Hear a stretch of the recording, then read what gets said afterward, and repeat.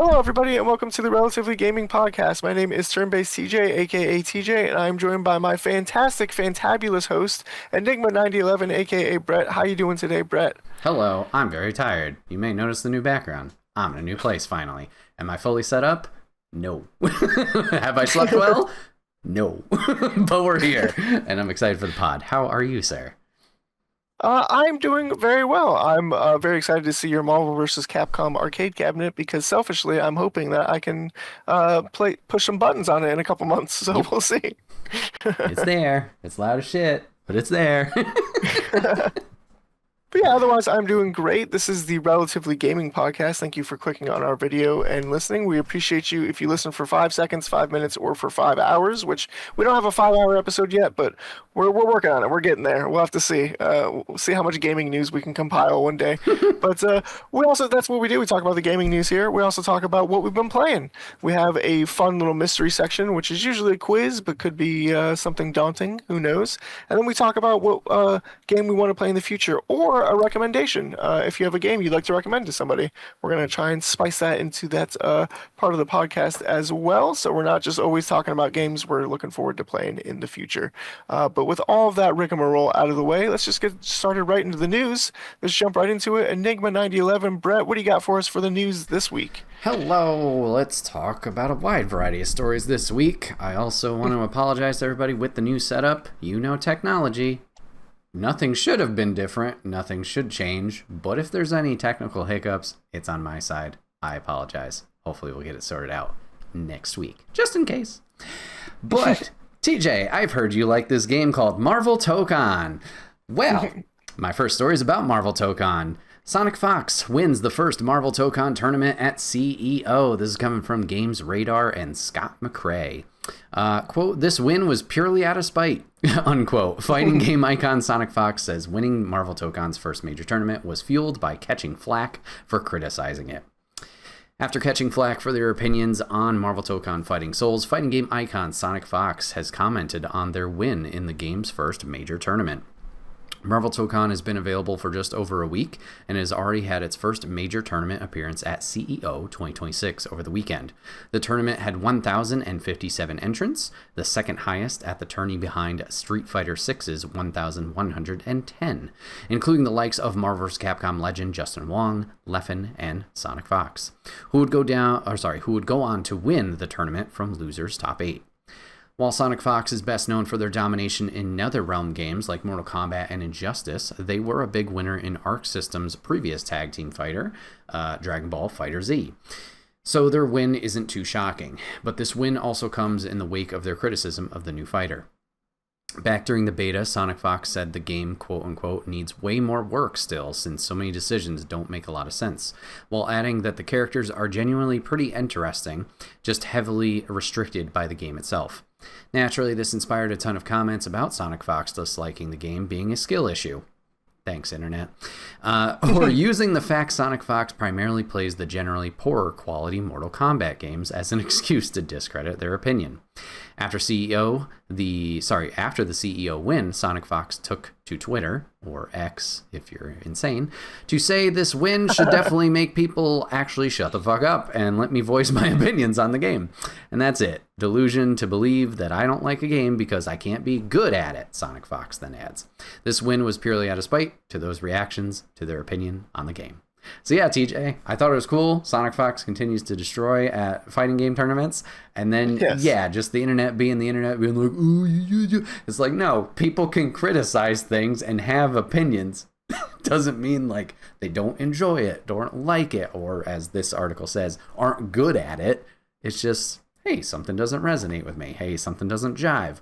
Whatever. So good on them to keep kicking ass in the fighting game space. And I know they're probably a big inspiration for a lot of people being, using different pronouns, what's comfortable to them, being part of the furry community as well. Like, it's good to have someone like this representing for others who maybe don't feel that they see that representation.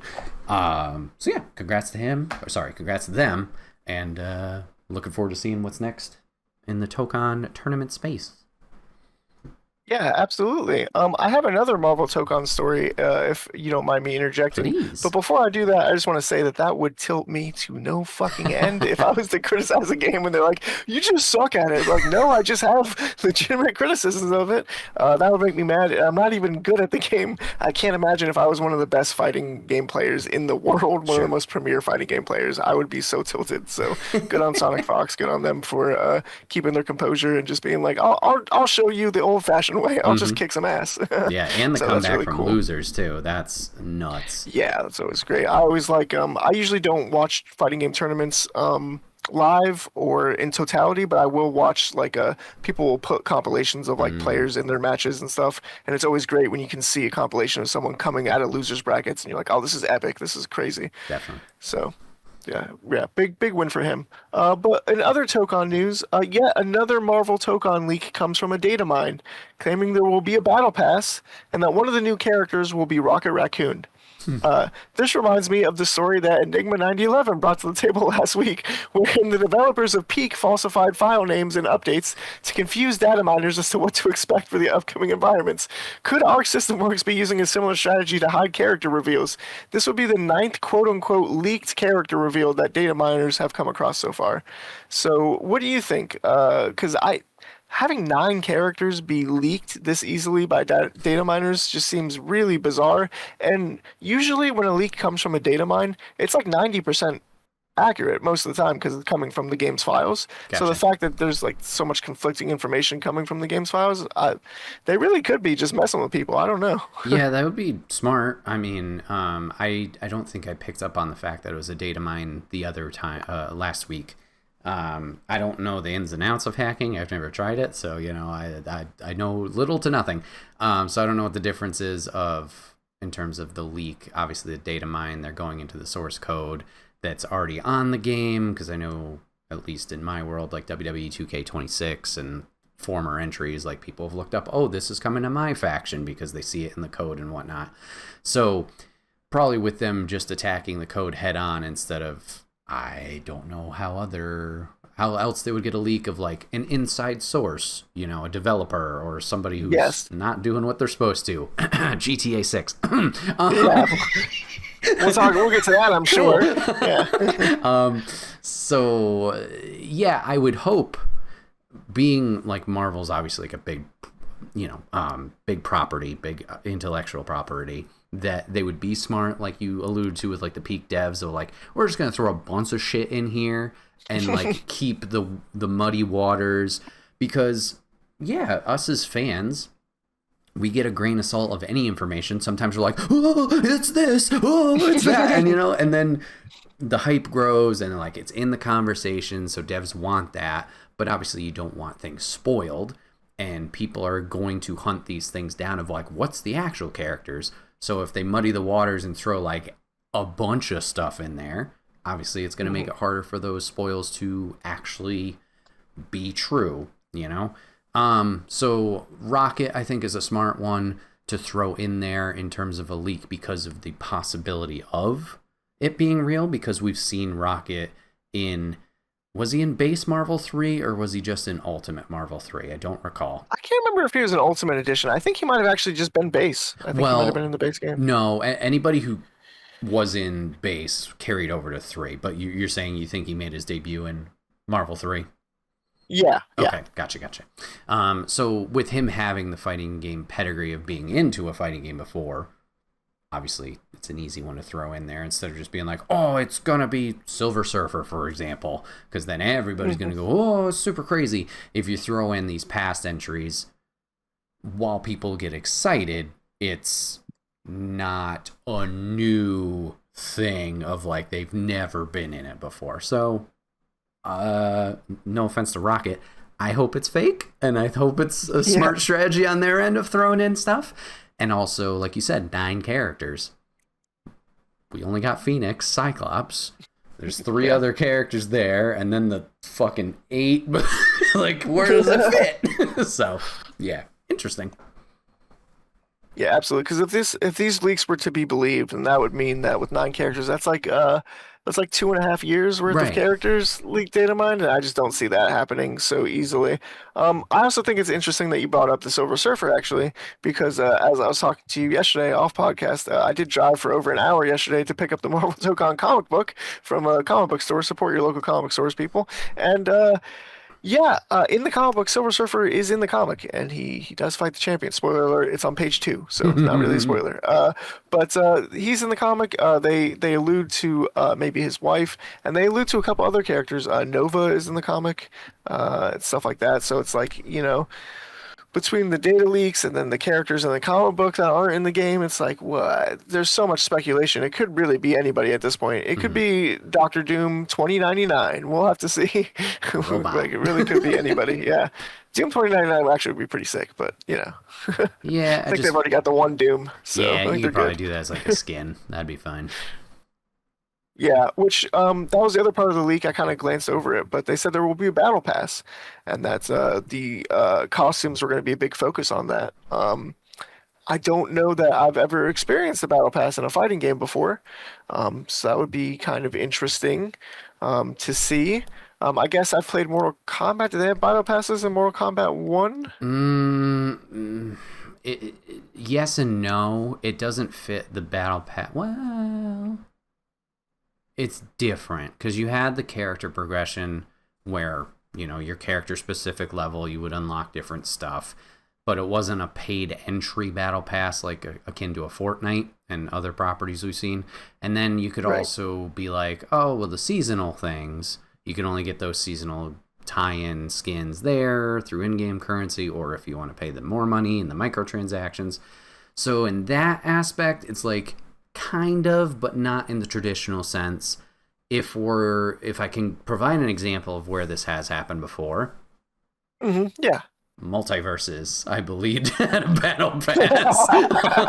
So that was also, a free to play fighting game, so they got to make their money somewhere. But that one had one. Yeah.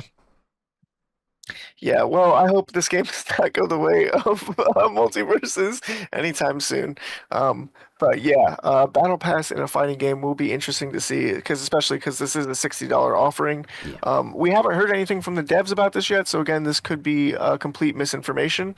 So take it with a grain of salt. But I wonder if they're planning on just like waiting a little bit before they implement the Battle Pass, because usually don't they usually give like like a starting period before they implement Battle Passes usually? It depends, because I know. Sorry, I'm going to talk about 2K26 again. The wrestling game had Sure. a battle pass right off the bat. And then I don't know if there's usually been too many delays of like launch battle pass. Even another one, RIP, Suicide Squad. They had a battle pass right off the bat. So I don't know. It would be a weird strategy for me Sure. to say wait on it. I'm not particularly looking forward to it. Like, don't get me wrong, more content, more things to unlock. Yes, give me that. Hmm. Do I have to pay an additional $10 to get into this battle pass? No, thank you. I'm out. If it's like a free thing, which, knowing our luck, it's not, cool.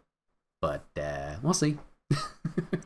Not gonna lie, I think it's just because the game has its hooks in me right now. But Sure. like, I want to give them money. I Yeah. would like to, And there's I would nothing like to wrong give with them that. more money. Yeah. So I hope that there's I wish that there were skins purchasable, honestly. Because I bought the base version of the Marvel Token, and then I enjoyed the heck out of the game so much that I went back and I bought like the $15 like deluxe upgrade Yep. just to get like the Captain America and the Storm skin and stuff like that. And I guess Iron Man to a lesser extent. But yeah, so I would absolutely purchase any additional content they provided. So I'm kind of hoping there is a battle pass, because if it's like additional skins, that would be pretty cool. That would actually keep me playing for a little while. I think that could be pretty interesting. Yeah, I agree. It just comes to me being the cynic, like we talked about last week with my experience of unlockables, of like, why didn't you put more in the base game? At least something. Yeah. That would be my only like, ugh.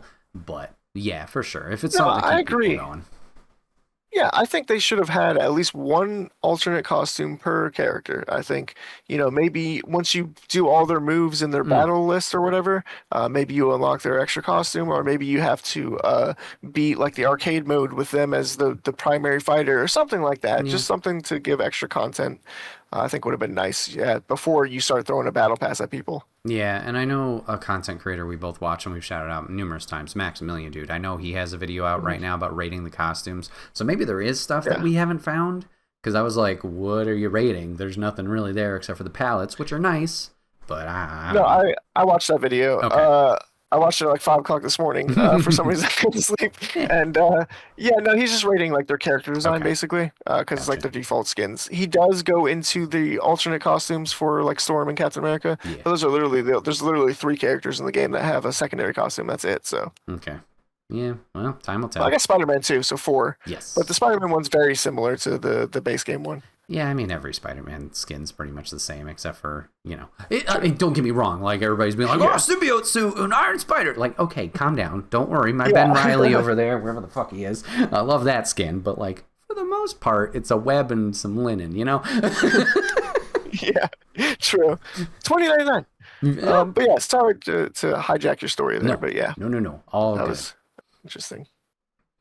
Don't worry, TJ. I'm going to hijack your heart right now. Yeah, that's right. Kingdom Hearts 4 news at D23. Okay. This comes from Game Informer and Marcus Stewart. This weekend's D23, Disney's biennial, fan convention, where it announces a slate of upcoming film, TV, and video game projects, hosted a substantial update on Kingdom Hearts 4. We now know the game, first announced in 2022, God kill me, sorry, that's me, is coming next year. Yay! Square Enix also announced Pixar's Coco as the game's first world. The new trailer shows Sora making his way to Coco's Land of the Dead, where he meets the film's protagonist Miguel, and trickster musician Hector. Like previous Disney-inspired worlds in other Kingdom Hearts titles, players will seemingly relive the events of the acclaimed 2017 film with a twist. It's unclear if any of the actors reprise their roles. And we even get to see Sora slay Heartless using a Day of the Dead-inspired Keyblade. Outside of the Coco world, the trailer provides new looks at Kingdom Hearts 4 primary setting, Quadratum, the modern-day city previously seen in previous trailers, and 2 new characters. This was the big one, TJ. We also see gameplay segments featuring Mickey, Donald, and Goofy as they seek to uncover Sora's whereabouts. The trailer concludes with the reveal of Kingdom Hearts 4's launch window, late 2027. So exciting news there that the game is coming out next year. That means it'll be on disc PlayStation. You can suck it. And really cool to hear that you get to play as the other characters. I didn't watch the full trailer because I'm a fake-ass fan, but I did see screenshots from other content creators who were reacting about it, and I'm very excited. I haven't watched Coco, but I've heard it's an amazing movie. So seeing the graphics of that in Tide here and just being like, yay, the Disney stuff's back instead of just the future, the cityscape that we have seen so far, I'm excited. I want to know why Sora's lost. From my recollection of the ending of 3, I thought we were all happy. There was a little, not Easter egg, but a little twist on like what could be set up next. But in terms of Sora, I thought he was fine. So I want to know what the fuck's going on there. TJ, do you have any thoughts on Kingdom Hearts 4? I'm not very interested or excited in Kingdom Hearts, to be honest with you, except for maybe if I replay, if I go, not replay, but play for the first time, Kingdom Hearts 1, 2, and 3, maybe I could get excited for 4. But I will say that Coco announcement unironically did get me actually very excited. I love the movie Coco. I think it's one of my favorite Disney movies, honestly. And the fact that it came out in 2017 makes me feel a little disgusting. I'll be honest, because I remember watching that like with my girlfriend at the time and like where I was and everything watching that movie. But so that's a little scary. But otherwise, I just think that's great. What a great decision to put that movie into the game, because it's a great. Not only do you have cool characters and art design, like you said, but you also have a cool world and environment to explore, like that whole Day of the Dead festival and stuff. So really cool stuff. There's a lot of cool stuff in that movie that you could pull from as well, like some of the villains and stuff. I think would be interesting to put into the game. So yeah, I may not be playing Kingdom Hearts 4, but I'll definitely be watching you play through the Coco section at least, because that sounds really cool. Nice. Well, switching up to another Disney property, Doomsday is coming to Marvel's retro beat 'em up as Doctor Doom DLC arrives later this year. I didn't write down who this article's from. I'm so sorry. Okay, anywho, Doctor Doom took over the world of Marvel Comics last year, and he's not stopping there in 2026. Robert Downey Jr.'s Doctor Doom will debut in December's Avengers Doomsday, and just this month, Doom has led a team of fighters in Marvel Tokon Fighting Souls. Hey, we talked about that. In between those appearances, Doctor Doom will have another starring role. Doom-centric DLC is coming to Marvel Cosmic Invasion this fall. On Monday, developer Tribute Games and publisher Dotemu announced the Siege of Castle Doom for its retro beat-em-up. The paid DLC will find the infamous Doctor Doom central to an all-new game mode arriving alongside 2 new playable characters, according to a news release. Tribute Games and Dotemu are currently holding their cards close to their vests, as they did not specify who those characters will be or if Doom will be playable himself. The Siege of Castle Doom will be Marvel Cosmic Invasion's second DLC after a character pack brought Cyclops and the Thing into the side-scrolling action earlier this summer. They joined a roster that included Marvel staples from Spider-Man and Wolverine, but one that also included some obscure characters like Phyla-Vell and Beta Ray Bill. Marvel Cosmic Invasion: The Siege of Castle Doom will be released in fall 2026 for Nintendo Switch, Nintendo Switch 2, PlayStation 5, Windows PC, Xbox Series. A specific date and DLC price were not shared at this time. TJ, you excited to beat up Doom? I am actually more excited for this DLC than the previous DLC, because the previous DLC was just 2 characters, and you get the 2 characters, and don't get me wrong, one of the characters is Cyclops, so I bought it, but I wasn't happy about it because there was no extra modes, there was no extra anything, so I was just going back doing the same thing that I'd already done, but with Cyclops this time. And Cyclops was very fun to play, but I got bored in about 30 minutes, which also means I played like 75% of the game. So yeah. Yeah, which is why I think this game desperately needs more content and it needs more modes. And I think the Siege of Castle Doom sounds pretty good. I hope it's a repeatable mode, or maybe like a roguelike mode, or something in there, some elements of repeatability. Because yeah, as it stands, the game really lacks repeatability. You have the story mode and you have the arcade mode, and they're both identical. It's just the story mode you get to heal up in between levels basically, and the arcade mode you do not. So it would be cool to see some additional content for the game, because I do think the fighting legitimately is fun. I love the superhero buttons that all the characters have. I just wish there was more to do with those characters. Mm-hmm. That's fair. All right, so that's not the one I thought you had an update on, so that's surprising. Anywho, jumping over to another game that's coming out very soon. This is coming from VG Charts and William D'Angelo. Control Resonant has gone gold. Remedy Entertainment has announced the action-adventure RPG Control Resonant has gone gold. This means the game is now being pressed onto discs for retails and prepared for digital release. The studio has also announced the release date for the physical edition has been delayed till October 15th. Control Resonant will launch for the PS5, Xbox Series, and PC via Steam, Epic, and Microsoft Store on September 24th. So just wanted to give a congrats to the team there.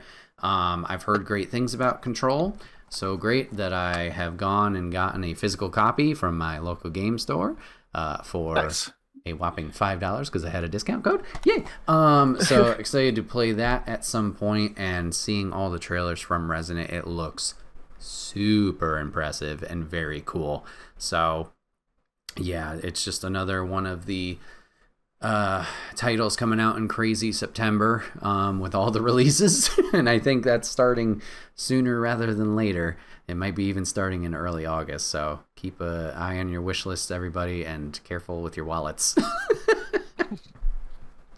Yeah, be safe out there, people. Be Yep. safe out there, everyone. Speaking I will of- say as go well ahead. with Control Resident, now that you've got the original Control, Yeah. I was gifted Control on Steam, so I have a copy of the game. I just also have never played it, so maybe that's a game that we could start our little gaming book club idea that you had for Final Fantasy VII, which we kind of did, but then I just stopped playing that game and also every other video game for like a month. So maybe this time we can get back into it, because I don't think Control's that long of a game. I think it's like a 20-hour, 15-hour game, something like that. Sure. Sorry, your perspective on time, wacky. Granted, you put 100 hours in a Tokan in 2 Yeah, weeks, same. so... Now let's look at the official total right now is actually 116.3 hours. Whoo-wee, good for you. Anyway, I got one more news story. Speaking of crazy September, Phantom Blade Zero showcase. This is coming from PC Gamer in West Fenland. In a PlayStation State of Play video today, Phantom Blade Zero developer S-Game has finally shown off glimpses of a game world it's largely kept secret up to this point, with 8 individual maps that seamlessly connect into a single world. In my demos of the game over the last year and a half, S-Game has stressed that the areas I got to play and the bosses I fought were all optional diversions from the main story. Impressive considering the scope. This state of play has finally pulled back the curtain on some of the game's primary characters and locations and shown in more concrete terms what distinguishes Phantom Blade Zero from linear action games and open world ones. Quote, "Your journey takes you to intricate but surreal landscapes," end quote, explains S-Game founder, yes, this is his name, Soulframe Lang. Quote, "Villages, valleys, lakes, and shadowed territories, including a valley overrun by ruthless bandits, an abandoned warehouse filled with hanging puppets where a dark ritual seems to be taking place, a steam-powered iron tower built for some kind of dark experiment, and a vast lake which Soul must navigate aboard a peculiar high-speed vessel," end quote. Soulframe says Phantom Blade Zero is not an open-world game, nor is it a linear adventure from beginning to end. In the state of play, there are a few quick examples of weapons being used to smash through obstacles, meaning there's at least a little bit of Metroidvania progress gating that will encourage returning to areas to open new paths or find secrets. We'll see how extensive that exploration proves to be, but I hope Phantom Blade Zero manages to be one of the few action RPGs to get within spitting distance of Dark Souls' still unbeaten world.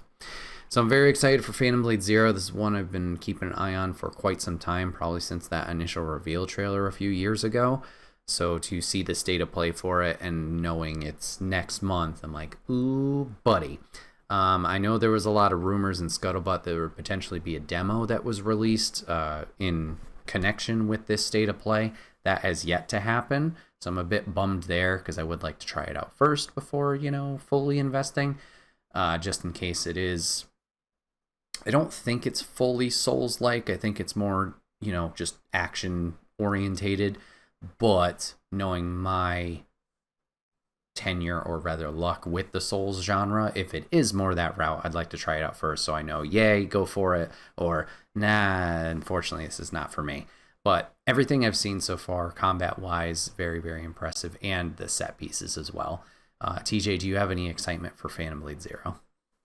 yeah, some of the boss fights that I've seen have been incredible. I know we talked on last week's podcast about how I don't play Souls games for boss fights.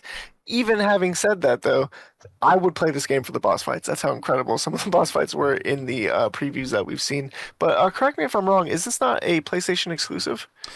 I don't know. I know they showed it off at, I believe, I don't know if it was a state of play or something else. Let's see. Phantom Blade Zero. PlayStation 5 and PC, allegedly, says Google. Okay, well, in that case, I'm much more excited then. And that's another game I did not calculate into my 2026 gaming budget, which is blooming faster than I would like it to at the moment. So that's how it happens. Release date is been pushed a month, so it was originally slated for September, but now it's scheduled to release on October 28th of this year. Okay, great. Yeah, October 28th coming out in 2 months. So I've just added it to the wish list. Nice. And now the video on the Steam page has started playing and going over my audio. I muted it. We're good. Oh, you're totally fine. I didn't. Yeah, all good. But cool. Yeah, that's very exciting though. It's interesting that it's not an open world, like you were talking about. So I'd like to see how they approach the world design in that regard as well. And I'm more excited now that I know that it's on PC. I'm more excited. Yeah, for sure. Very nice. Well, that's it for me, TJ. So over to you. What do you got for the news? I got a lot of news. One piece of news that I thought for sure you would have brought up is there was a massive leak. We were talking about leaks before. There was a massive leak that happened in the gaming news world and landscape that shocked the gaming landscape this week. Shocked the gaming landscape, and that is, of course, the 3 leaks, actually separate leaks, of Pokemon Winds and Wave, where there was The anime characters for Pokemon Wind and Wave have been leaked, so now we Oh, know who the champion is, who the trainer is, and let's see, what are the other ones? The concept, three characters in the Pokemon prequel anime has leaked. So images of the anime have come out. So that was pretty exciting. Not really a big news piece. I'm kind of just messing around. That okay. is a piece of news that came out this week, but the real leak that happened was GTA 6. GTA 6 had several leaks this week, including the whole map being revealed ahead of time. The entire state of Leonida, including the beloved Vice City and surrounding counties, leaks online for Grand Theft Auto 6. Combined with the recent GTA 6 gameplay leak from the same source, it seems that Rockstar and Take-Two may have a serious problem at hand. Assuming that any of this is real, the two companies have been taking down posts related to the gameplay and this map, so it seems to be legit, possibly derived from older builds of Grand Theft Auto 6. And then I posted this on, I think, Monday or so when I was looking through the news into my Word document where I put everything for the pod, and then I just kept coming back with update after update after update. It's the first news story that I updated actually in my Word document. So this one said update, more leaks, including water physics, police gameplay, police apprehension, and more. And then another update, they added planes. They showed plane gameplay, so we were able to see some aerial combat.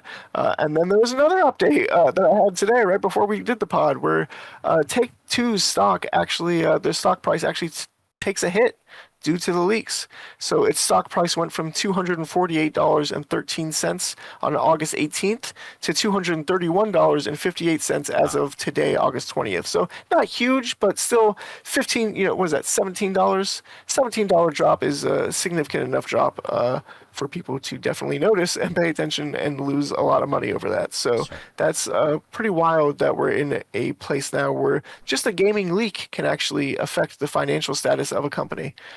Did you see any of these leaks? Do they make you more excited? Do you care about them at all? I didn't see anything. I heard like a little bit here and there of it happening, and then catching up on some podcasts today. The Trophy Room, a PlayStation podcast, they talked about it as well briefly. So no, I don't know too much. Obviously, there's stuff out there, footage and screenshots and things like that. So just be careful. That if you see anything, it's taken out of context, types of stuff like that. It doesn't make me more excited. It doesn't even, do anything for me excitement wise. The only thing that's a bummer is obviously dev wise. Like, I feel bad for the devs that this is being leaked on them. And you got the Netflix thing coming up. You got the YouTube 6 hours later. Like, the reveal's right around the corner. So now to have all this stuff out, kind of spoiling some of that surprise is like, ooh, sorry, champ. So yeah, interesting. I'm trying to think. I feel like there was another point I wanted to make. Oh, yeah, I was gonna be a bit of a dick. Hey guys, remember how GTA is not getting a physical version because physical discs would have a chance of leaking the game early?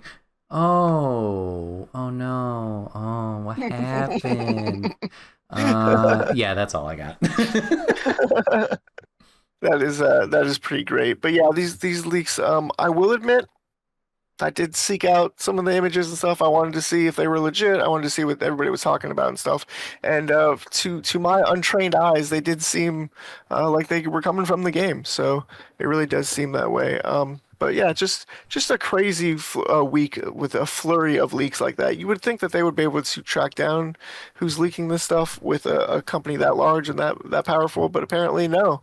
Yeah. Just somebody has access to an older version of the game and they're able to do that. So pretty wild. But yeah, I'll be excited to see what they post on that Netflix reveal to see if it's like anything similar at all. If they go over like the police apprehension or the plane stuff or the water physics and stuff like that. We'll have to see if they go through any of that. But yeah, time will tell. Very, very interesting week though. It was very bizarre. Yeah, weird. You were just talking about Phantom Blade Zero, which is a Souls-like game. Another Souls-like game that you like a lot is Black Myth Wukong. Black Myth Wukong is getting a sequel called Black Myth Zhonghui, releases first official gameplay trailer. Oh. The trailer confirms simple gameplay mechanics like dodging and summoning.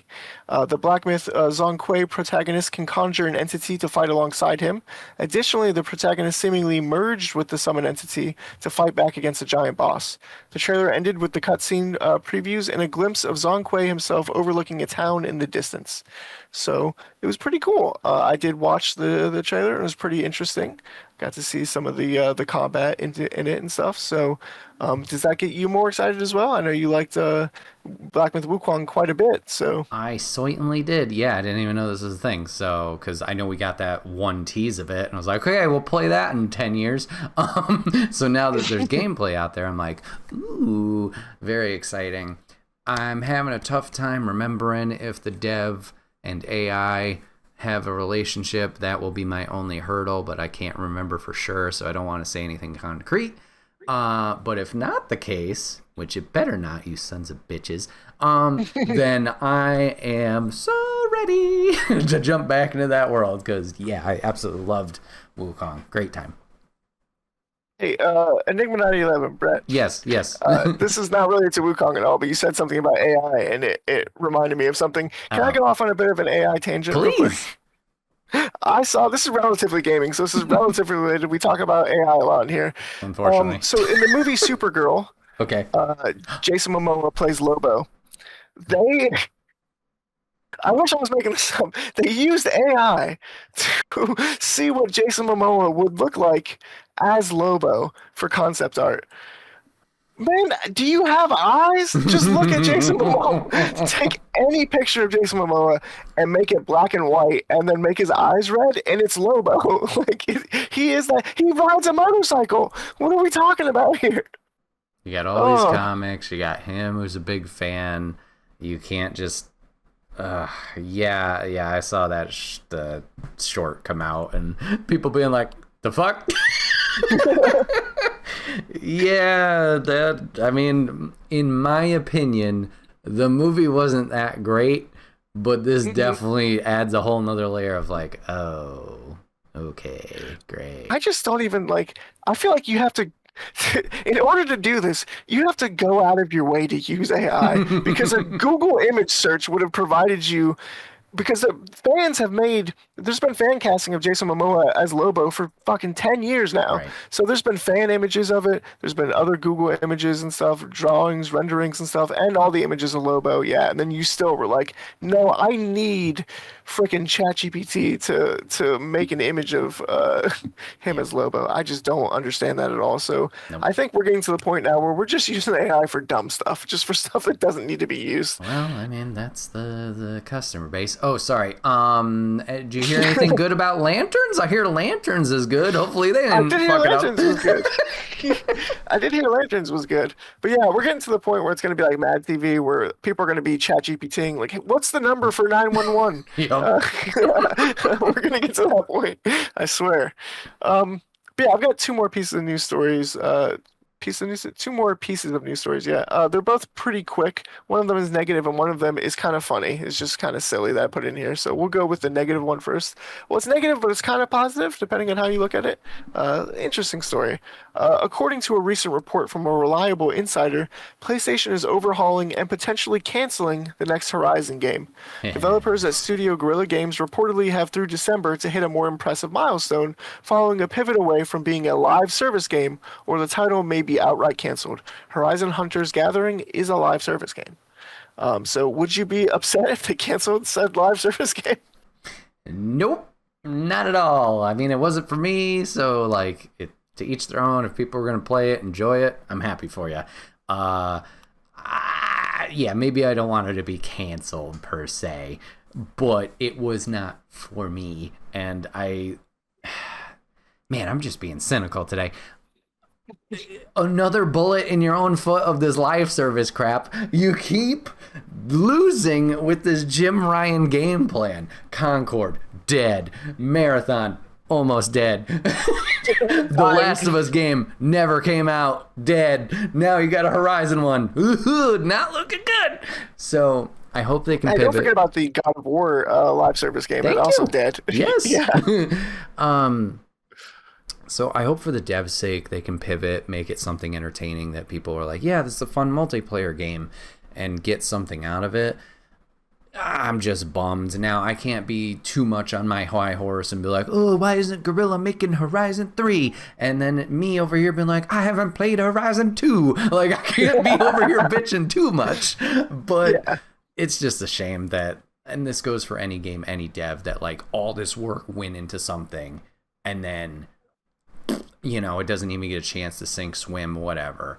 I mean, you don't want anything to fail in general, but it's a bummer to see. Hopefully, like I said, they could pivot, make it something entertaining that people enjoy and latch on to, but we will see. Yeah, that's what I'm saying. It's kind of a negative, kind of a positive. Like, bad that the game's getting canceled. You would imagine that people would get fired alongside of that. And there are people who are working hard on the game. Yeah. But at the same time, I also just don't want this game. I just don't. I don't want to play it. I don't want to look at it. I don't want to see it. So, hopefully they change gears. It'd be cool if maybe they can salvage some of the material and maybe make it into a single player game. Sure. That's not always the case, but I have heard of that happening before. That has happened where it's been designed as a multiplayer game that made it into a single player game, or vice versa. So it could happen. Yeah, we'll have to see. Yeah, for sure, we'll have to see. I know a lot of, in terms of visuals, it's very different from base Horizon. So at least I don't think that would carry over if they were going to bring that to a Horizon 3. But yeah, we'll see. I, once again, shout out to the Trophy Room, a PlayStation podcast. A lot of their audience was mentioning, like, you could have just done Monster Hunter, but put it with Horizon. You could have done something like that, but whatever this thing they tried to do is not that, and now it's struggling. Yeah, that's actually, wow, that's a brilliant idea. Monster Hunter with Horizon, so you have that multiplayer part.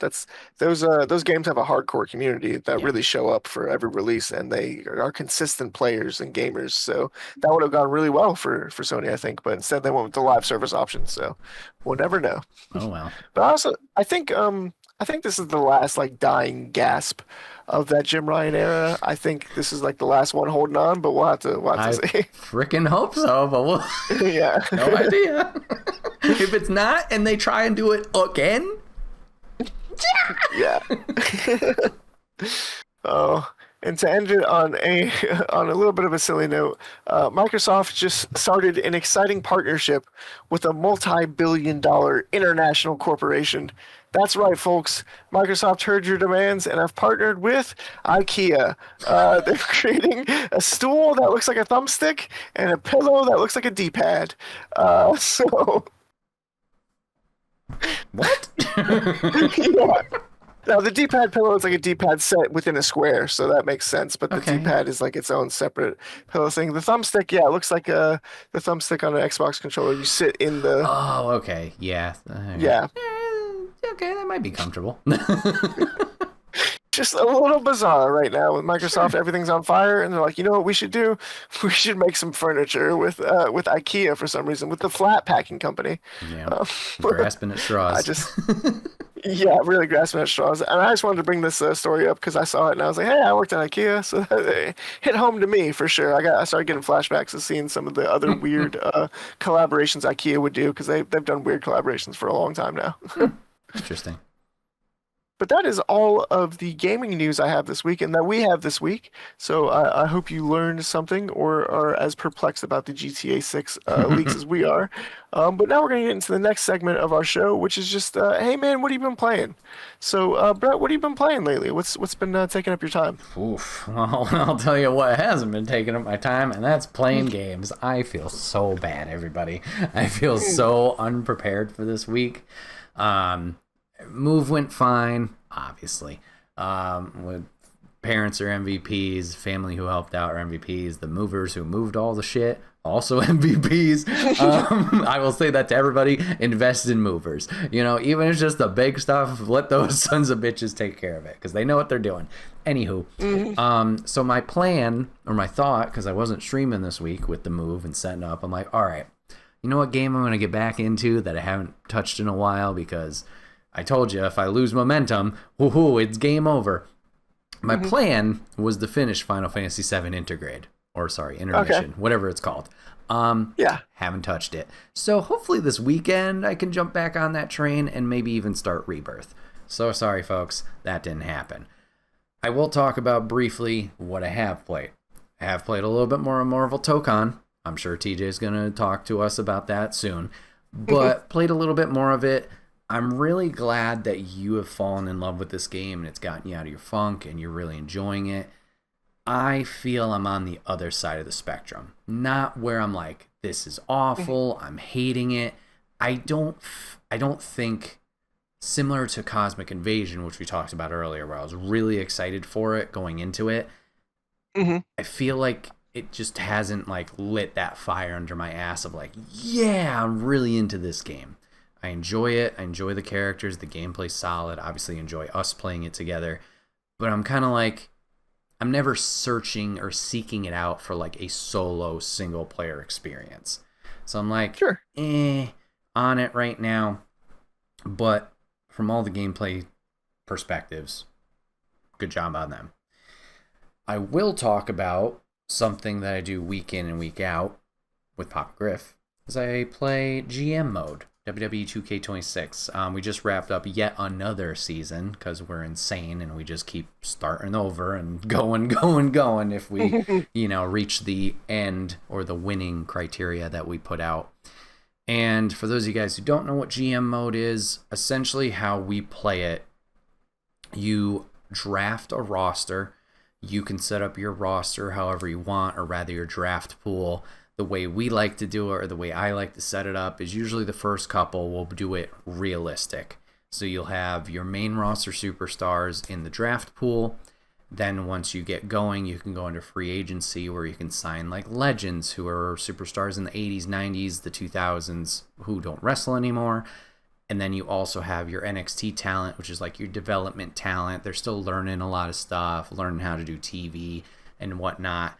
And throughout the calendar year, you and all the other players will book shows.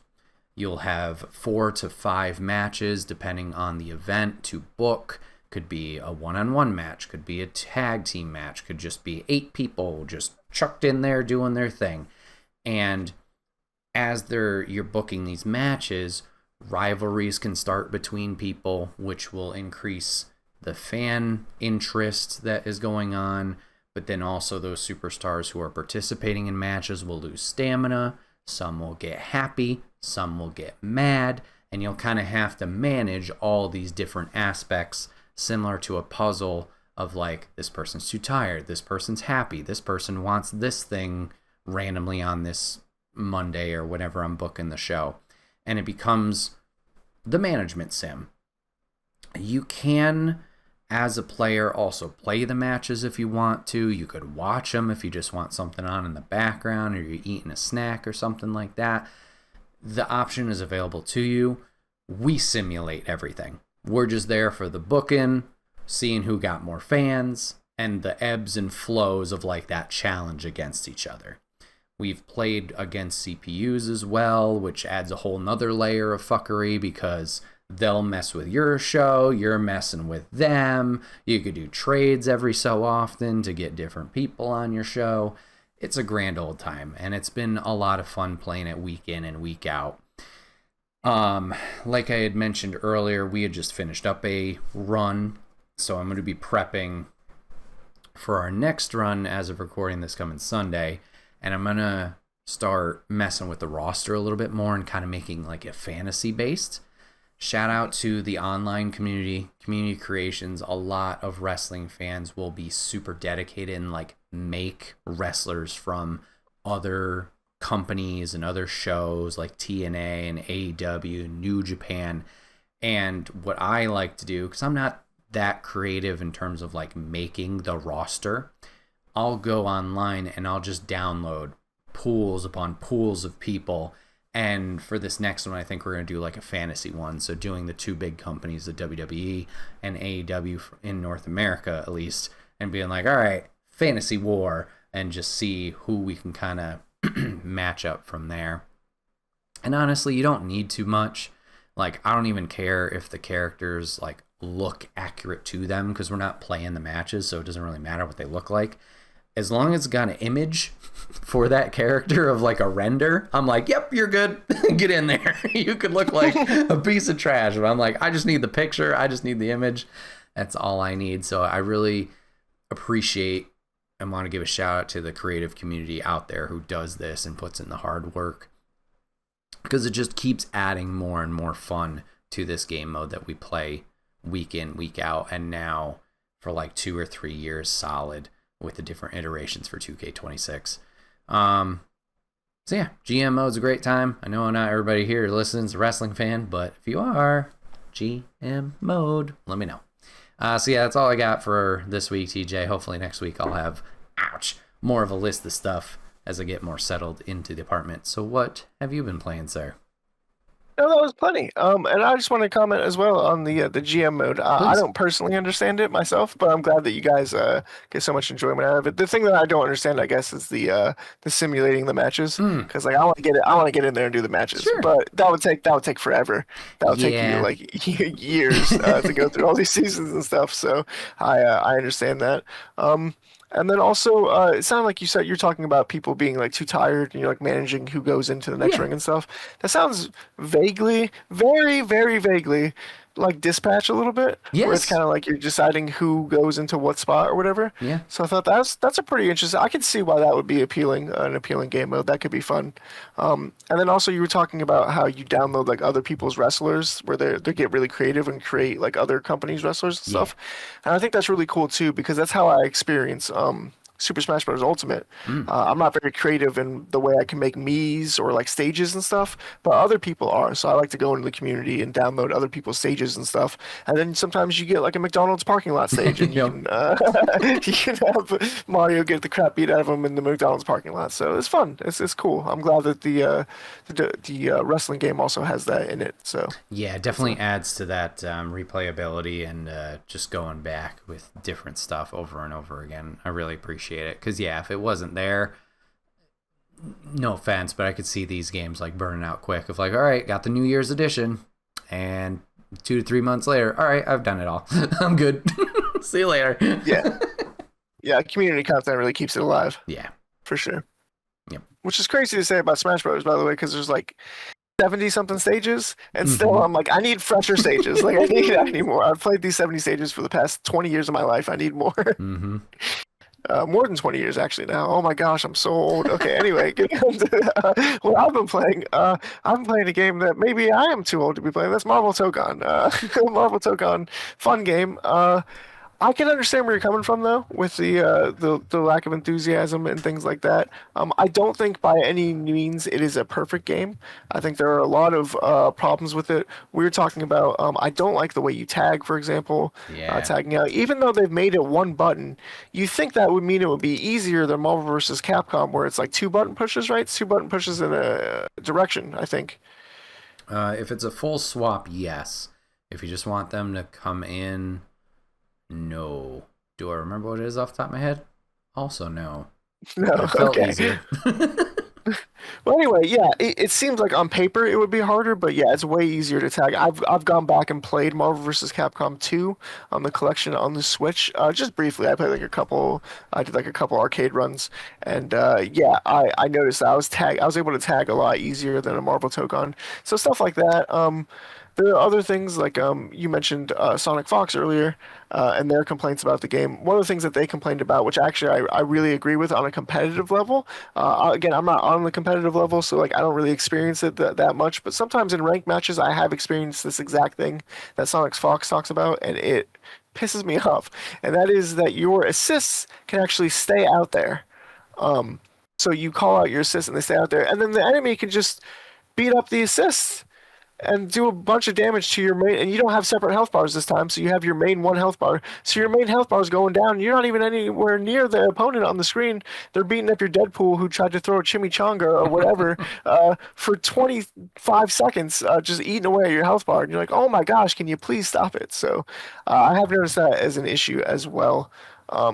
And also sometimes if you push L, if you hold it down for 2 seconds, you'll swap into your character. But if you hold it down for 1 second, your character will come in and go, "Hi, I'm Paul," and then fuck off, and you won't be able to swap into him. And then you're like, "What was the? Why did it? What's the point of that? And when that happens, by the way, you can't even swap into them. When you do a regular assist with the A button, or I guess X on PlayStation, whatever, the down button, Yeah. whenever you do an assist attack, you then have the ability to swap into the character that you did the assist with, which is why they linger out there for so long. Hmm. But when you do the L button and you only hold it down for 1 second instead of 2 seconds, and they come out, you actually don't have the ability to swap into them. So there's literally no reason for them to be out there. They just go out there to say hi and then they go away. It is very frustrating. I've done it about 1,511 times, so I'm a little bit over it. But having said all of that, I'm just getting some of my negatives out of the way with Tokon. I'm still really enjoying the game. I'm still firing it up occasionally. I don't want to be too negative on it in this podcast, but the main thing I wanted to talk about Tokon was actually a negative this week, and that is the matchmaking. I'm having a hard time finding matches on PC with any regularity or fast timing. I timed it, it's taking me about 6.5 minutes in between matches, which can get a little grindy when you're just sitting in training mode for 6 minutes in between each match. I'd rather that be down to about 2 minutes, or something like that. But yeah, 6 minutes is a little ridiculous. I've done everything. I've gone online and see what people have suggested to do. They've talked about changing the region that you matchmake in to your own region specifically. But I think there's like 15 people in the southern United States that own this game. So just cannot find a game in the southern United States region. I have to go to the central US region, the eastern US region, or just like the worldwide one. And for some reason, those just they take a long time to match make. I've even lowered the quality that I'll accept into my matchmaking. So I'm like, even if you have 1 bar of Wi-Fi, I will play you, and still it's taking me 6 minutes to get into a match. So they really need to fix that. It's not just me; it's other people I've noticed and been seeing talking about this. It's been a consistent issue since the first week. I just didn't notice because I was playing mostly single player content, and also I was playing in the lobby a lot. But I'm getting a little sick of being in the lobby, to be honest with you, because the matches can be so one-sided on either side in the lobby because there's no matchmaking involved. You're Hmm. just playing literally whoever goes into the lobby. So I'd prefer to play a matchmaked game. I just wish that I could do so easier. Um, Still having a lot of fun with it. I'm still growing and getting better, but I definitely see myself dropping off in the hours played next week when another game comes out, and then further on when games just keep dropping and dropping and dropping. Actually, two games come out next week. One of them I've just played to death, but yeah, So, dumb question. Have you turned crossplay on? sure. Yes, yeah, Okay. crossplay is on as well. All right. Bummer. Damn. I wonder if it's still just the PC issues, like you said, that they had initially with the patching and whatnot. If it's just still booty cheeks, but that's not fun. Yeah. Yeah, I don't know what it is because you can look at the numbers on Steam, like live concurrent players. And it's like there's plenty of people. I've Hmm. played fighting games with way less people playing, like literally half the people playing, and I've found matches in half the time. So Yeah. that's not good. That's No. definitely a matchmaking issue for sure. Hmm. Dang. Yeah, but still a fun game. I still recommend it. Just I recommend it more if you have friends to play with because you won't have the matchmaking issues, and you won't run into the lack of single player content that there seems to be, the lack of depth of single player content. I will say there seems to be because really when I'm playing single player, I'm just playing that survival mode, and that's kind of it at the moment. Yeah. I mean, it's there. We talked about it that very first week. Like, the episodes mode is probably where I'm going to be like, no. But then those mini runs, survival things to get to the end of the question marks, like, you got those and the survival. Yeah, So there's 3 layers. We haven't tried, you and I personally, against each other. We haven't tried that Arcadia Rumble. I wonder if that would be fun, at least. sure. I jumped Yeah, into that a little bit more because I was bored, and it was more fun than I had originally. Now that I okay, know what I'm doing a little bit better. that's good. So, Yeah. I noticed actually I did want to talk about arcade. Thank you for please. bringing that up Yeah. actually, because I forgot about that because I didn't write any of my Tokon stuff down. Um, in Arcadia Rumble, so you have fights in between the excuse me. Sorry. You have fights in between when you're collecting items and things of that nature and cards and stuff. So when you knock out an enemy in the lobby area, I mentioned this when we talked about it in the podcast originally, you get a little star for Yeah. doing so. Well, when you go into the fights in between the item gathering, it's a timed fight. But you actually can get as many knockouts as possible in that time, and that gets you as many stars as possible. Right. So then, yeah, you're racking up stars that way. Then you're also racking up stars by knocking people out in the lobby. You also lose stars by being knocked out yourself in the lobby. So it's pretty interesting. It has a good interplay in between the two, the lobby and the actual game itself. Yeah, I remember we talked briefly about running around, and I was like, maybe if you're not the best at fighting, you can hopefully make up some stars points for the ranking in that free roam type thing. But I've played, I think I told you, like the 5 to 10 minutes of that one, and then I literally got stuck and couldn't move, so I haven't explored too much into the game mode to see the layers of like, how can I get stars outside of the fights?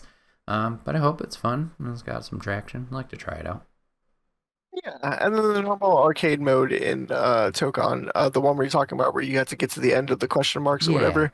The reason I'm not playing that mode a lot is because, and this is a problem I find myself in fighting games frequently, where I'm kind of in between two CPU levels. So Oh. like, if I play on normal, it's too easy for me. I'm just kind of sleepwalking through until the last fight. The last fight's at about an appropriate level of challenge, where it's not too hard, but it's not too easy. It's a good challenge. But if I play it on hard, I just get my ass kicked and I have no fun. So I'm kind of like in between that. So I'm just not enjoying that mode because of that. That's Maybe if fair. I get a little bit better as I'm improving, I'll be able to play hard. But we'll have to see. Yeah. That's been my time with Tokon, which has been a lot of time with Tokon. I'll probably fire it up tonight as well because I've got a little bit of work to do, so it'll be good to ping pong back and forth between that.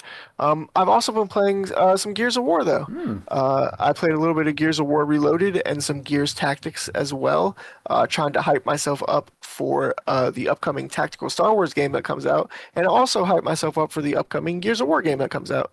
So I don't have a lot to say about these games that hasn't been said before in in any other capacity. Gears 1, yeah, wow, is it snappy and fluid and fun to play. There's a reason that game has stood the test of time and gotten remastered and everything. I hadn't actually played Gears of War since like high school or so, so I had actually forgotten. My most recent Gears experience is Gears Tactics, which I Hmm. played like 3 years ago when it came out, or whenever it was, 2 years ago on Game Pass. Um, and so I forgot a lot of the Gears lore and stuff. I thought that Gears Tactics had created a lot of the lore and a lot of the world building and the way things interact, but actually no, it's all in Gears 1. Hmm. They just took it and put it in Gears Tactics and made it work. Like for example, the emergence holes where the locusts pop out of. Yeah. Yeah, that's in Gears 1. I totally forgot about that. You can chuck a grenade down that just like in the tactical game, you do the same thing. I just thought it was a part of the tactical game because it worked so well in the tactics games where you have the holes pop up on different areas of the map and make you tactically switch, Hmm. lanes and stuff like that. So I thought it worked really well in the Gears Tactics game. But it's in Gears Reloaded. That's just a part of Gears lore. And even Gears Reloaded starts off with Emergence Day was however many days ago. Hmm. So like Emergence Day is like built in. It's the first sentence in Gears. So I'm pretty excited for Gears of War Emergence Day whenever that comes out as well. That's pretty exciting. I may be blowing a future my future game section here, but that's what I'm excited for sure is Gears of War. I wish that Gears of War 1 Reloaded had a Horde mode. Hmm. I miss Horde mode tremendously. I love Horde mode, but the upcoming Gears game does have a Horde mode, so maybe I can scratch my itch there. Also on Game Pass, shout out to Game Pass, there is Gears of War 2 and 3 on there, as well as like Gears of War Judgment. On Steam, you can only play Gears of War Reloaded and Gears of War 5, I think, Okay. which is random. So yeah, and then also Gears Tactics, of course, because it's a more PC centered game anyway. But yeah, I've been playing those two games, just dip my toes back into them a little bit. I know I've talked on here a lot about how Gears Tactics is really good and one of the best like XCOM like games, but wowza, is it a really good XCOM like game? I think it might be the best XCOM style game outside of XCOM itself. It's just that well executed, honestly, even though I would prefer to say a game like Midnight Suns or something. But as far as like sticking to the XCOM formula in the combat, I think Gears Tactics does it better than anybody. So I'm hoping that Star Wars Zero Company can outdo it when that comes out next week, or if you're listening to this podcast later on this week, just in a couple of days. Yeah, Absolutely. But that's all I've been playing, just those three games mostly. So now we can get into the next section of the podcast, which is the dreaded mystery section. So, Brett, for this mystery section, what I did is I opened up my Steam library, and the fun thing about Steam is you can organize your games in a variety of different ways. And Okay. the way that I organize my games always is by hours played. So it Ah. just gives me the amount of hours played. So I opened up my Steam library and I looked at the hours played and I said, well, let's see if Brett can guess how many hours I've played some games. So I made 10 questions here. Some of them are pretty easy. Basically, how it works is I give about 2 hints per game. Per hour thing, so you do have something to go off of instead of just hours. Okay. And then really question 10 is the only one that I'm like actually proud of because I think question 10 is actually a pretty interesting question. But okay, now there's 10 questions here and maybe a bonus question. I won't spoil it or not. If you get 6 questions, six or less questions right, so you only get 6 questions less, then you have to play me in Marvel Tokon later on. But if you Oh get no. yeah, if you get 7 or more questions right, then you get to play me in Marvel Oh, Tokon. okay, cool, great. Thanks. What a prize.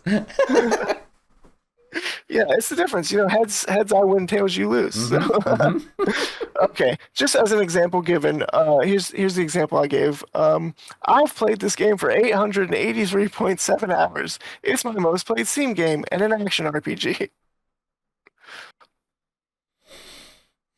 Oh my gosh. Well, I want to preface with all these guesses. I love and respect you. I would see. I thought you would leave my current guess for later, but maybe because this is the alley oop. This is why Alley-oop, it's here. Elden Ring. Elden Ring, Okay. yeah. All right.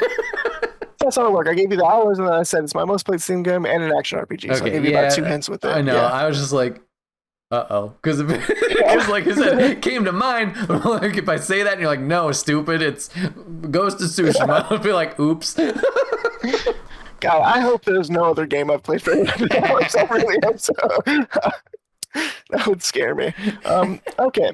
So we know that Elden Ring, question number 1, we know that Elden Ring is my most played game, but what is my second most played game, clocking in at 320 hours on the button? It is a turn-based game, and it launched in 2023. I can see why you hate my backlog quizzes now. All right, 2023, turn-based. Okay, so I've played it for 320 hours. I have an inkling of a guess, but I'm wondering if I should think about it more. Turn-based, 2023. No, I think I gotta go with my gut, just for the release date alone. Is this Marvel's Midnight Suns? It is not. That was a good guess, though. That was a very good guess. I have not played Marvel Midnight Suns for 320 hours, but I wish that I had. I think I've only played it for, if I'm not mistaken, 114.9 hours. Yeah, you're halfway for there. Midnight Suns. So, yeah. So I'm cool. Honestly, I just started that playthrough a couple weeks ago, so by the time I'm done with that playthrough, it'll be about 200 hours. There you go. Yeah. No, the answer for this one actually was Baldur's Gate 3. Oh, I should have known. Yeah. Baldur's Gate 3. I played Baldur's Gate 3 quite a lot. Although it's not going to be my second most played game on Steam for very long. Wow. That's a little hint for later. Okay. This is a little bit of a harder question here, the second question. I Okay. made this one more difficult, even though it's not been smooth sailing so far. But Shut up. this is a game that says I've only played it for 28.1 hours on Steam, yet I've played it on multiple other platforms for hundreds of hours each other time. It's an RPG and it's by one of my favorite developers. Ooh-wee. It's an action RPG at that specifically. I'll even give you that. Yeah, that's helpful. Oh man, I'm so sorry. I feel like I'm failing you big time. One of your favorite devs. You've played it multiple places, but only Yes, that's the 20 biggest hint hours. probably, is multiple other platforms for hundreds of hours each time. And let's just walk through my brain thought, as that's not trail of thought. as you were going over these things. I was like, Smash Bros. Smash Bros ain't a PC, so it's not that. Zelda's not on PC. Action RPG, multiple platforms, French Toast. I'll give you some more hints since you're struggling. You have played this game, but you have only played the tutorial area. Okay, so it's a Souls-like. Perhaps. Well, I'll say it's a bigger tutorial area than a Souls-like.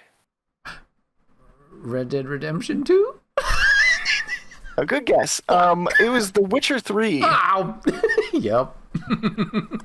Yeah, The Witcher 3 I've played for hundreds of hours on the PlayStation 4 and the Switch version. And I actually have the file on my PC is actually my Switch file save. I transferred the file save over and then I lost the game. So it's cool that CD Projekt Red has been able to have file transfers for both Cyberpunk now between PC and Switch and The Witcher as well. That's really cool because really no other devs are doing that, honestly.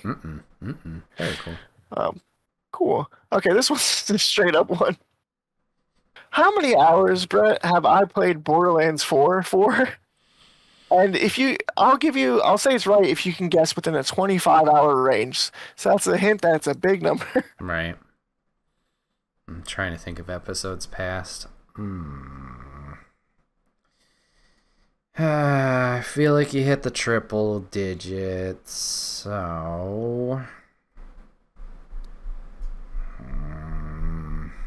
Yeah, I will say it's a triple-digit number. Yeah, I don't think you surpassed 200, so I'm going to say 150. 150 is a good guess, and a sane person would have played Borderlands 4 for 150 hours. But I don't have problems, Brett, and I've played Borderlands 4 for 254.5 hours. It did surpass 2. Dang it. Yeah. Yep.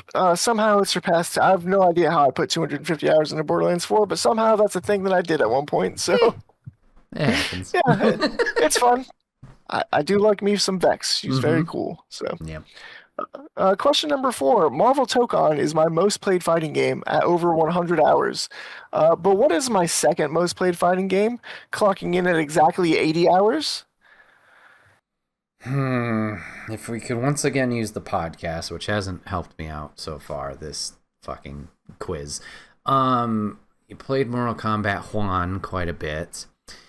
We've talked about Injustice, but I don't know where you've played Injustice specifically, so I don't know if that would help you. I will say I have. I'll confirm I did play Injustice 2 on the PC on Steam. Okay. We've talked about Street Fighter 6 a bit, but I feel like that's still new enough that I don't know if it would be second overall. Like, it was a good run, don't get me wrong, a healthy run. I don't know if it was that strong.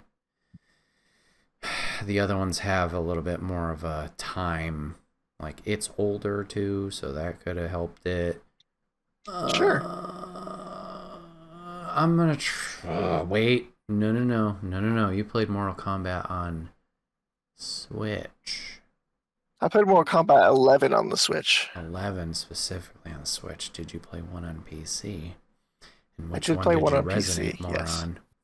Oh, but where does MKX come in? Because we both love MKX. I did play MKX on Steam, but I will say that is a recent purchase. Okay, thank you for that. Yeah. I'm helping you as much as I can here. I know. Like I said, I just feel bad. Like, I've whiffed this job. T-ball. No, I should have known the Witcher 3 one. Red Dead. You've never mentioned Rockstar as one of your favorite devs. What are you doing?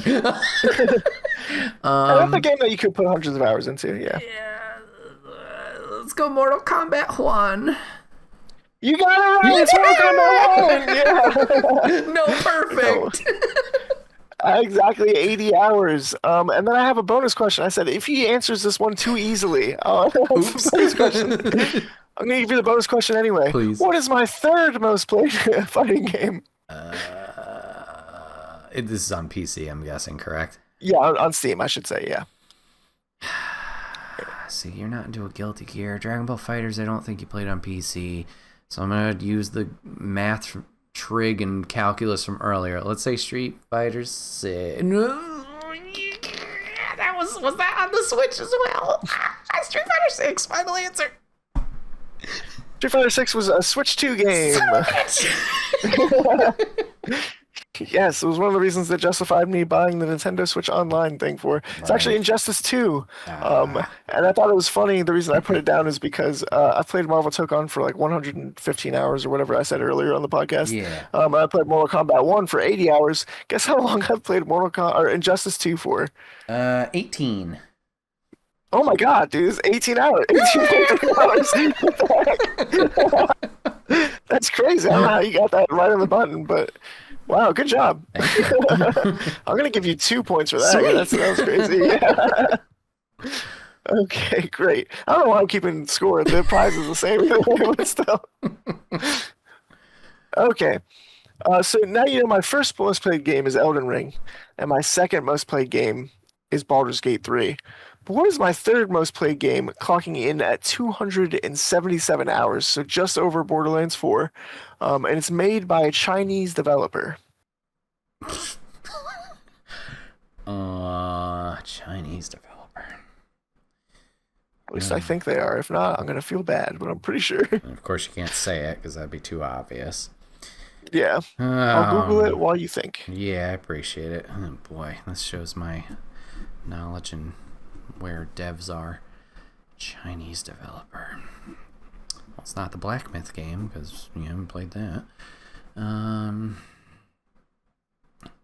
developer. I think, what game would I have played for 200 more than Borderlands 4? Yeah, maybe I should focus more on that.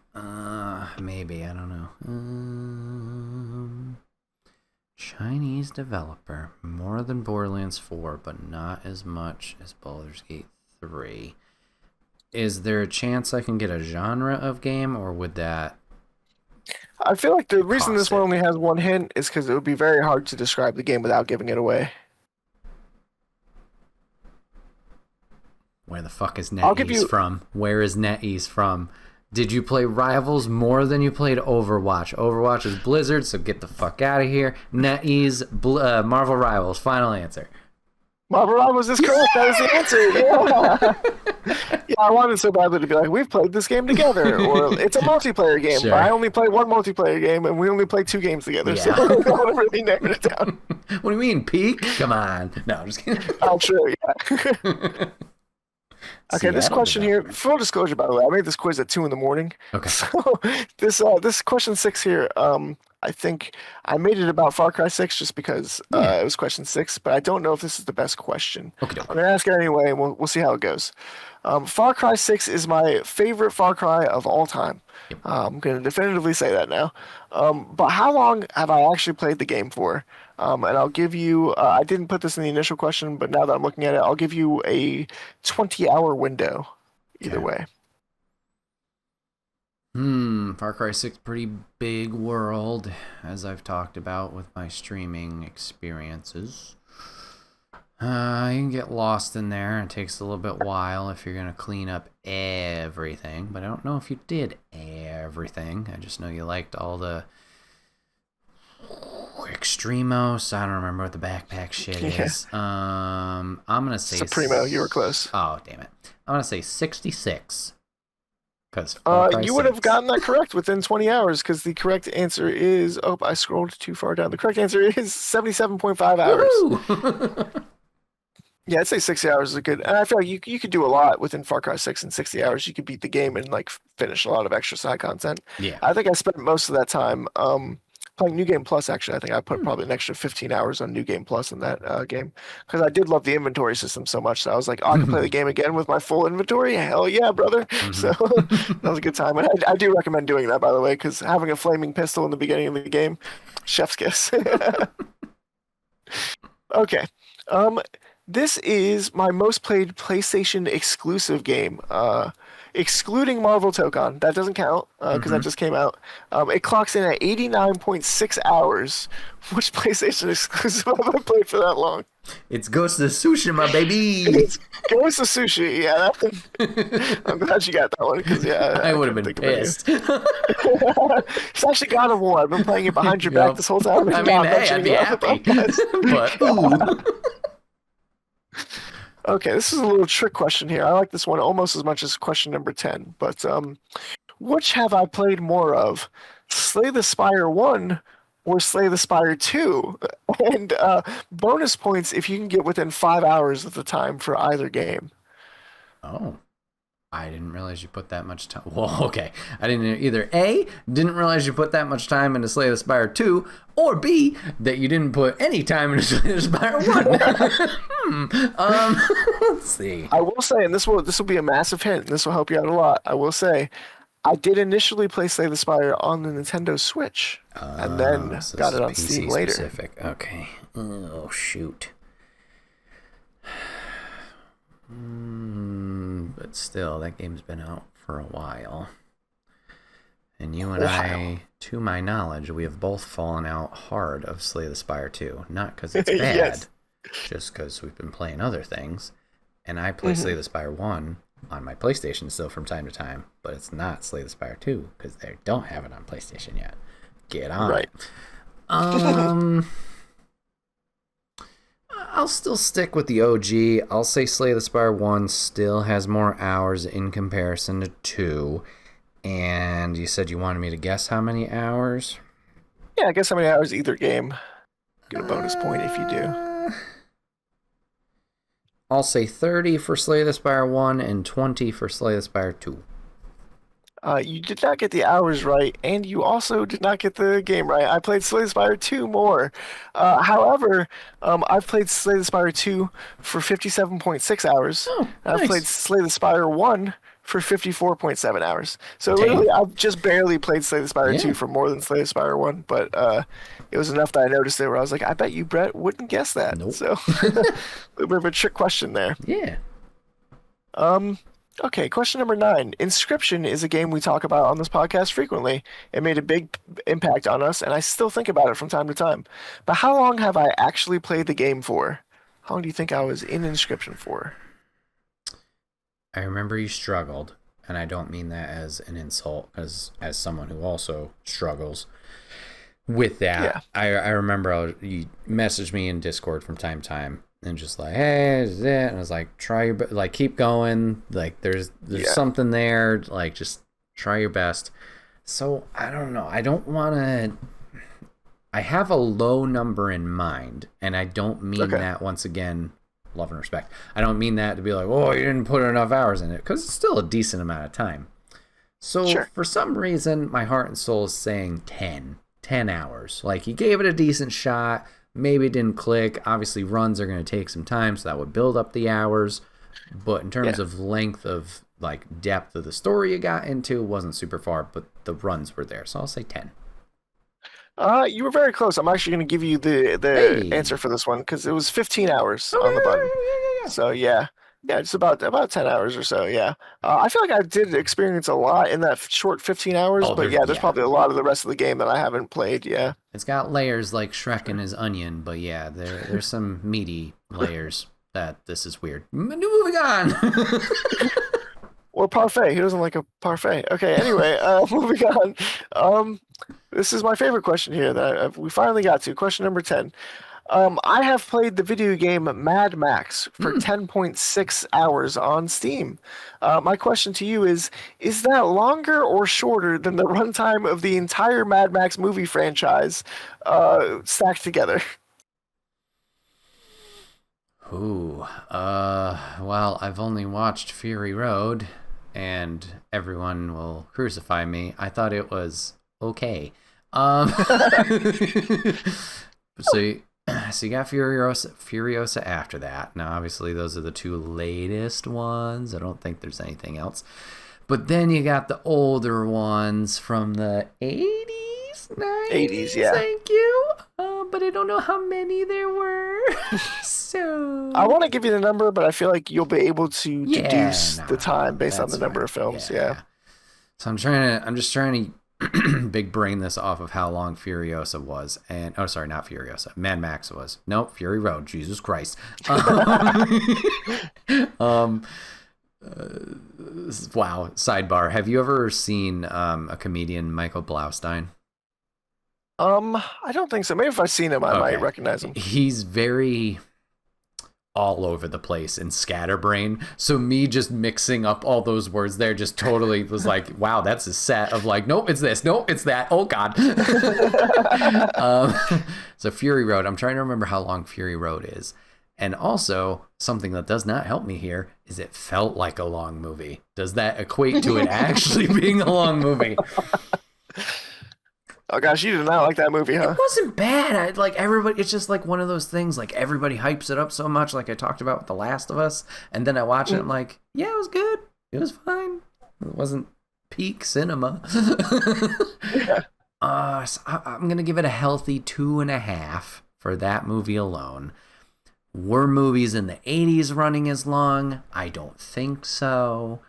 So I'm going to take a bold choice and say no, the whole movie franchise would be shorter, so your 10 point whatever it was is longer than the franchise.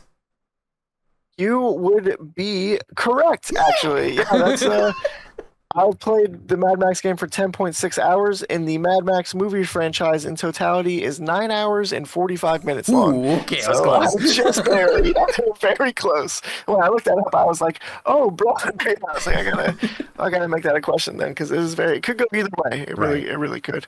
There are 5 films in the Mad Max film franchise, so I thought you could have deduced that though, but like, oh, maybe about 2 hours per movie. That'd be about 10 hours. You've played it for over 10 hours, so yeah. Smart. But yeah, thank you for playing. You got exactly 7 right, so that means that you get to play Marvel Togoff with me later at some point. Certainly didn't feel like I got 7 right. Oh my God, that back half caught up. We got some bonus questions in there that helped out. Yeah. Okay, that's going to be it for our mystery section. So now we're just going to wrap it up and get to our last section of the podcast, which is what future game are you excited to play, or what game would you recommend someone else play? So, Brett, do you have a future game you're excited for, or do you have a recommendation for me this week? Sure, I'm going to mix it up. I have a recommendation for everybody to play, and this is circling back to one of my quizzes. I would like to shout out Nobody Saves the World. This is coming from developer and publisher Drinkbox Studios. Those of you guys who know the Guacamelee franchise, it's the same developers of them. This is coming from the Steam description. Transform from a featureless nobody into a slug, a ghost, and a dragon in this new take on action RPGs from the creators of Guacamelee. Discover 15 plus distinct forms, mix and match their abilities, clear evolving dungeons, and save the world. This was released back in January of 2022. It is currently on Steam, Xbox, PlayStation, and I believe Switch, but you'll have to check that for yourself. It's currently over on Steam for $25. You can bundle it and get some discounts with some DLC. But yeah, just wanted to give this a shout. I really enjoyed this game. The art style was what appealed me at the start. It launched over on Xbox first and then was coming to PlayStation later, so I waited very impatiently for a year until this dropped on PlayStation, and when I finally did jump into it, I just fell in love. Nobody, which is your main character, kind of stumbles upon a magic wand that allows him to transform into these different forms as your adventure progresses. How you unlock those forms, I can't remember exactly. It might just be natural progression, might be story elements, things of that nature.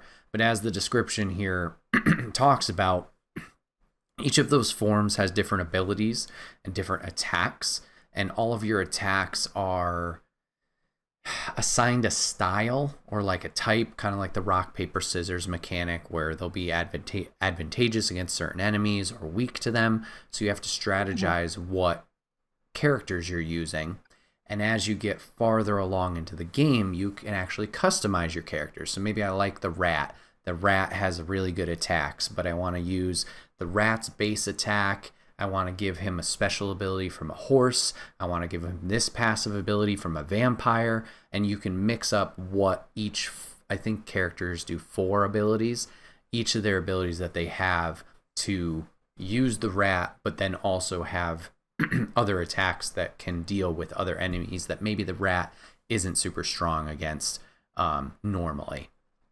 So it's a lot of fun, has a lot of fun, goofy characters involved with it as well. And I mentioned a few of the forms there, but there's a wide variety across that 15 of like more traditional characters and then some obscure ass ones that you can play as. So it's a lot of fun. I highly recommend people check this game out and give it a shot. Yeah, I just looked it up on Steam while you were talking about it, and the art style is very satisfying as well to look at. It's got a very clean look. I don't know how to describe it really. It just looks really satisfying, Yeah. and it looks like it also plays kind of like a Legend of Zelda or like an action RPG, Yes. uh, like that type of top-down style. So I'd be interested to see what the developers of Guacamelee can do in that space because they were so good at making a Metroidvania. So I can only imagine that they would be good at making this Link to the Past like game as Yeah. well. Yeah, definitely top down, beat 'em up style with the enemies, and you go into different dungeons and try and clear it of enemies and solve. I don't think you solve puzzles, but like kind of clear it out. And if you lose, you just kind of get kicked out and just have to readjust into the open world. But you're going back and forth, like you mentioned, Metroidvania style from place to place and solving missions for the people and towns, folk around. It's a good time. Very cool. Well, thank you for that shout out. I've Yeah. added it to my wish list, so you've at least got one person with your recommendation, so that Yay. worked out. Um, for my game, I'm going to talk about a future game I'm excited for, and I already spoiled it earlier on the podcast, but that's going to be Gears of War E-Day or Emergence Day, which comes out on October 6th. You know, it also comes out on October 6th. Star Wars Galactic Racer. Oh Uh, God. the same exact day. So I'm just going to be out $130 apparently, or however much this is going to cost me. 'Cause that sounds horrible because Star Wars Galactic Racer actually also people keep talking about people that have had the hands-on previews with the games keep talking about the roguelike elements in the game and the story missions and stuff, and all of that appeals to me so much. So I like racing games a little bit. I like to dabble in them from time to time, occasionally, very lightly, very casually, but adding a roguelike mode to it's going to make me want to sink a lot of hours into it and like actually take it seriously and play it for a decent amount of time. So that could be potentially dangerous. And then yeah, Gears of War just looks so good. I mentioned it earlier where I'm really missing a horde mode. The horde mode in Gears of War E-Day, because I've been watching a lot of footage for the game, getting hyped for it. It's like a 12-player horde mode where it's three teams of four dropped into a map, and they're not fighting each other. They're still fighting the horde enemies and stuff, Yeah. but they're just like on separate places in the map, so you can like Oh. meet up in one place and stuff. And there's like raid bosses on the map, like big bosses and stuff to fight. So it looks like they're really putting a lot into horde mode, as well as their versus mode is back. So if you want some PvP action, that's going to be in the game as well. I've never really played Gears of War PvP Oh. because by the time I played Gears of War 1, I went through and played through the campaign like in high school with a friend, and that was about it. And I think I played Horde mode in Gears 2 with a friend, Hmm. but I never played online. I never had an Xbox 360 until I was well into college, and the games were already too old at that point. They didn't have a good player base, or the players that were there would smite you down very Mhm. quickly. So wasn't fun. So I'm excited to jump into this one and see what the versus mode of this could be. I'm not the biggest multiplayer gamer, but maybe it'll hook me. Maybe it'll be fun. Yeah. Who knows? The little I played of 2 and 3s, I had a good time with the PvP. I wasn't great at it, but just had a good time with it. And then I always enjoyed taking the grenades, and you could like put them on walls to try and trap people. So that was always fun. And then yeah, you talking about that horde mode, I'm just like, oh, all the memories are flooding back from mainly Gears 3. Damn it, Xbox, why'd you make this console exclusive again, you sons of bitches? But hope you have fun with it. Yeah, I wish it was coming to PlayStation as well because I would love to play this game with you in Horde Yeah. mode. It would be a lot of fun. But Yeah. alas, we'll have to you have to redeem your mystery section victory of playing me in Tokon instead. Yeah. Yep. Great. Well, thank you so much, everybody, for listening to the podcast. That's going to do it for us this week. We really appreciate you. We hope we hear from you next week. If you have any questions, comments, concerns, emotional outbursts, anything like that, leave it in the comment sections below. We will read it and probably respond. It'll most likely be Brett, but you better believe that I'll read it too. And yeah, we'll see you next week on Mars. Bye bye. I can't breathe.